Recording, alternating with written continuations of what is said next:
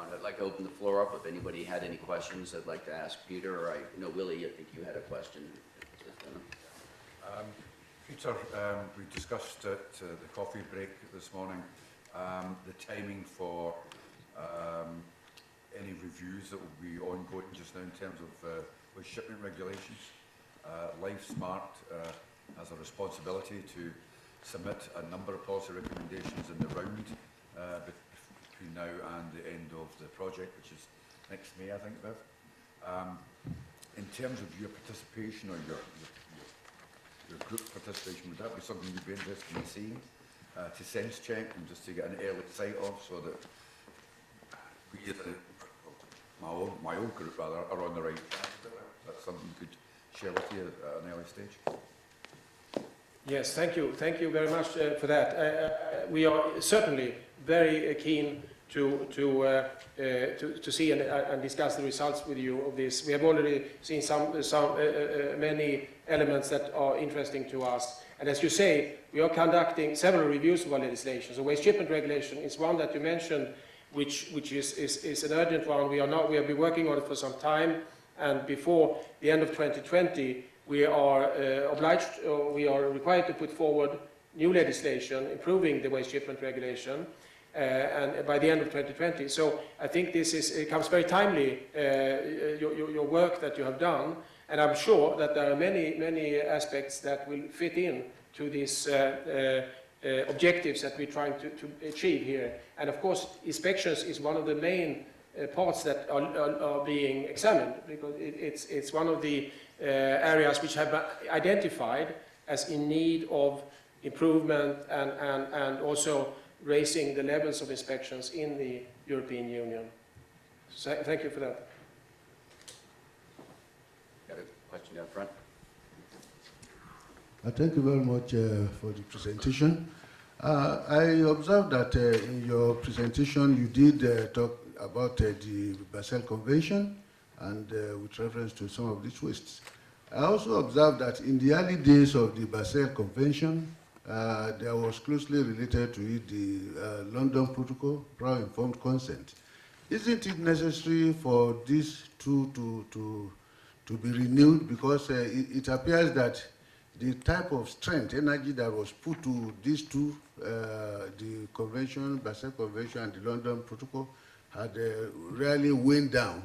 And now that we're even having more challenges with respect to movement of wastes across borders, is it not necessary to renew the prior informed consent in particular, such that wherever any of these items are going to, the country of origin, we notify the country of destination, the port of destination, so that we can have a very good synergy to manage and appropriately deal with these wastes.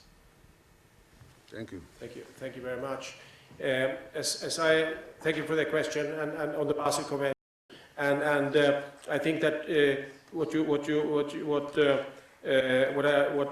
I think is important is to improve the situation. I think that from what you raised is the cooperation between countries and the ports, control in the ports, and that has been quite some time going on work in the convention, which is now coming to its point, because we are looking at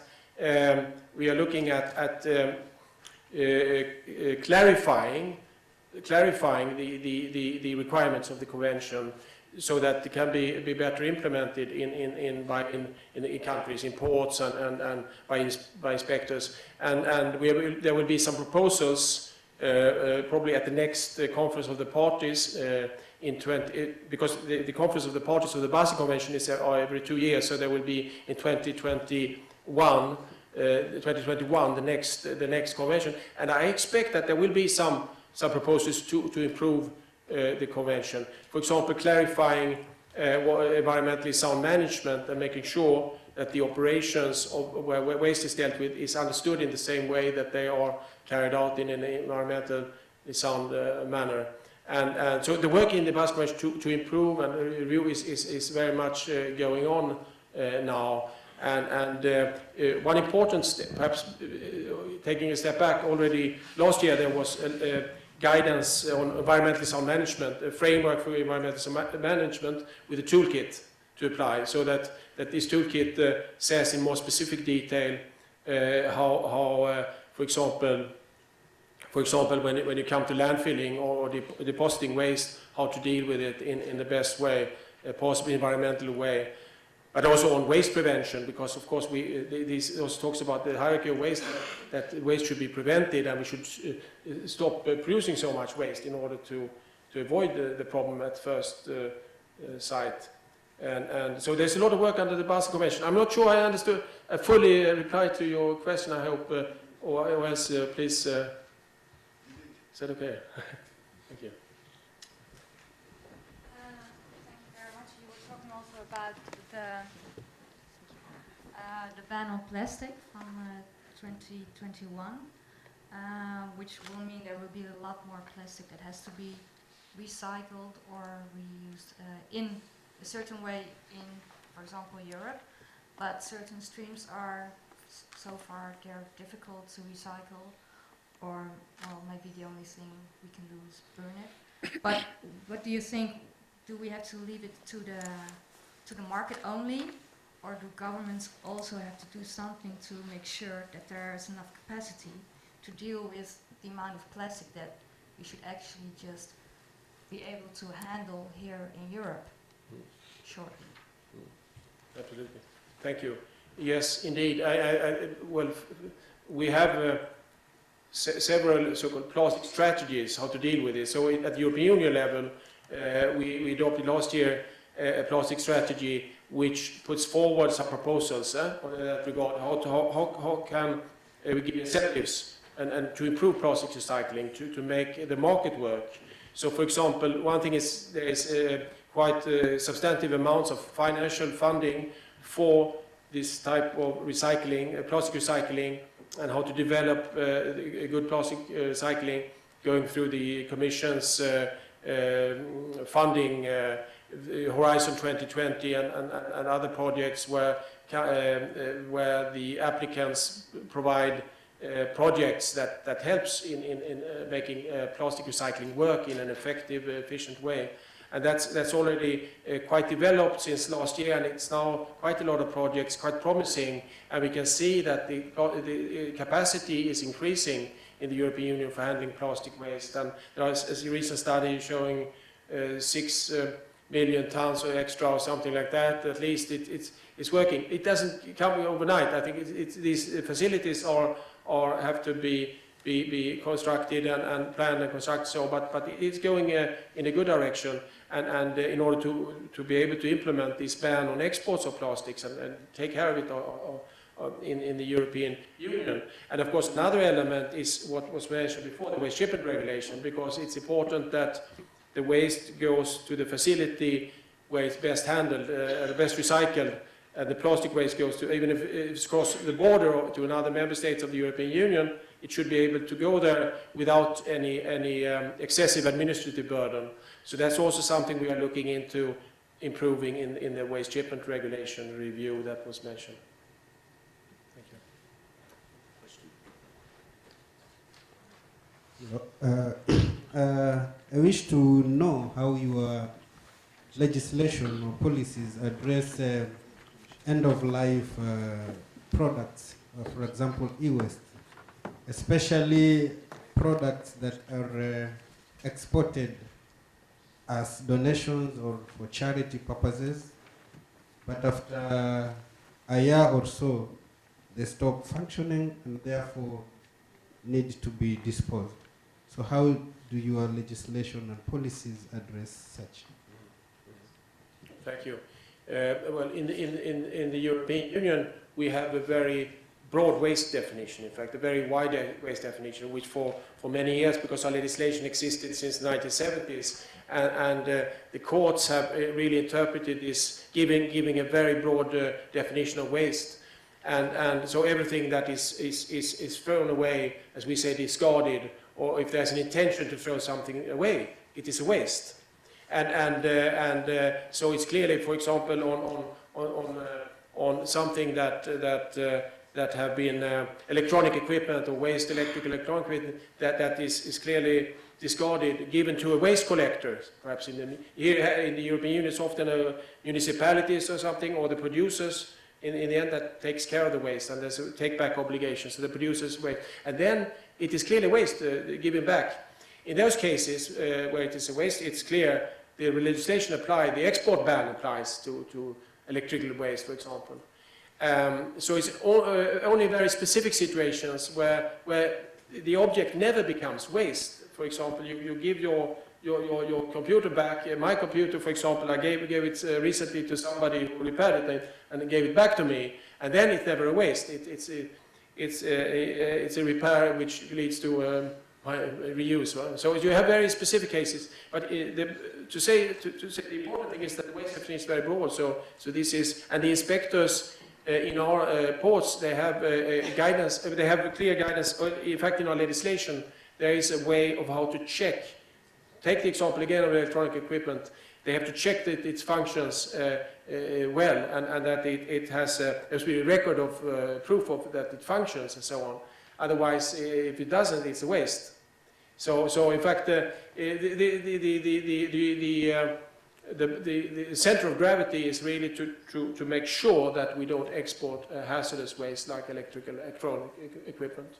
But of course, you have cases where, as I mentioned, I give something to repair, or when you have your old clothes and you wash them and iron them and give them to an organization where there's properly cleaned and so on, and they can reuse them. But it has to be made sure that this is not something it's thrown away, because if it's thrown away, it is a waste.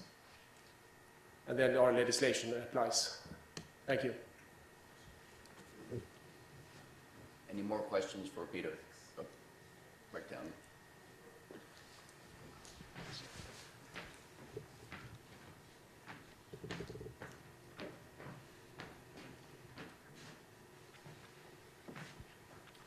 Thank you. Sam Corp from the Environmental Services Association in the UK. Just had a question on whether the Commission had made any assessment of the scale and impact of waste crime over the years, in the sense of benchmarking whether or not the measures are leading to an increase or a decrease in the impact of waste crime. I mention this because in the UK, my organisation has commissioned 2 sets of research which has shown the impact and the cost of waste crime in the UK, and the most recent one shows we're up to about £750 million a year in the impact, economic impact this is, which is certainly not an improvement on the previous research. So has there been any quantification so that we know whether these measures are working overall? Thank you. Thank you very much. Yes, indeed. We are fortunate because we have a lot of data on waste crime, and we have from Europol, and I think it was INTERPOL, and we have the threat assessment report recently from Europol, and that gives us a good picture of where we have the waste crime, often organized crime, and which waste streams are. So it's very clear. It's very, very clear that it's something that we have that is not. It has to be addressed with priority, and that we have to take more measures. Okay, with regard to the system that I've described now, with the inspections to preventing illegal waste shipments, it's fairly recent, recently introduced. But the indications that we have recently we had a public consultation, in fact, on the sufficiency of these requirements, effectiveness, and if they address the problem or not. This public consultation actually resulted in that no, there are more has to be. We have to take additional steps. It's not enough. It's not enough. Let's say we need to take to strengthen again these requirements and make sure, particularly, that they're applied in practice. There has been several reports. Recently, there was also an exercise led by Council, which was mutual evaluations of the of the level of inspections to address the waste crime, level of inspections in different member states. And the results of that, I'm not sure it's yet published, but it's more or less ready. And the drafts that we have seen is clearly indicating that there has to be more measures taken. At national level, there is not enough priority into inspections, and there is not the adequate and consistent strategies that needs to be put in place in order to combat waste crime. And there has to be some entities, some member states, and many member states have I think you're represented here, some member states which have some good examples, some good practices in this area. And you have put into place a structured approach and administration that deals with waste crime. But it's not the same across the European Union. So I think that's what the result shows, that we need to bring up the level and use some of the good practices in many member states that exist. But we can still do more at the European level, if that's what you asked. That's, thank you.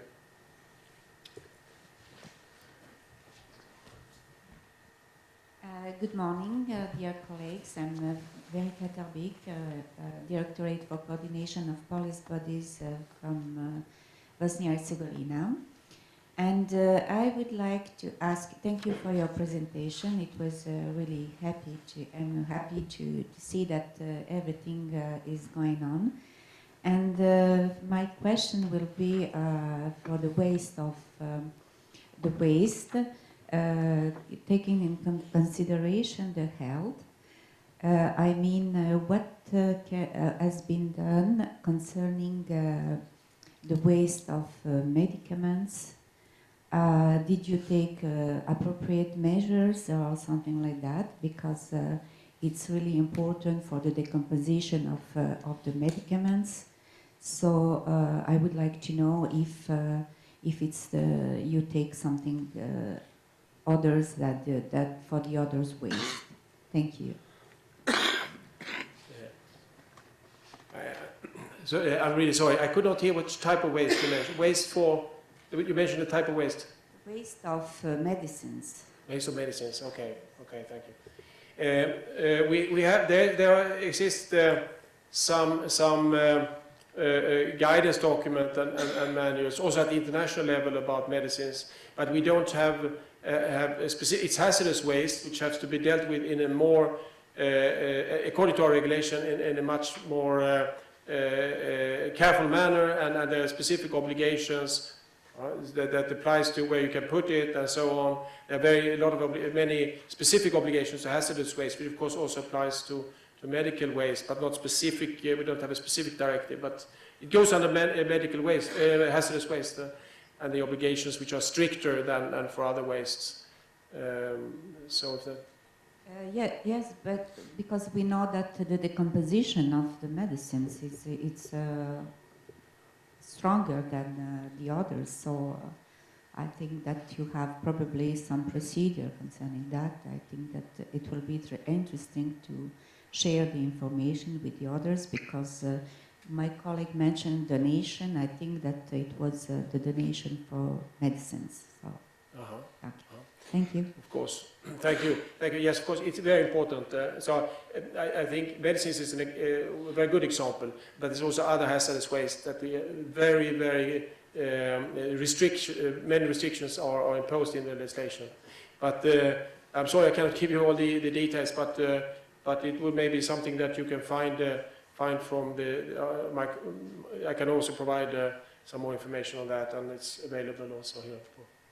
Thank you. Thank you, Peter, for your presentation.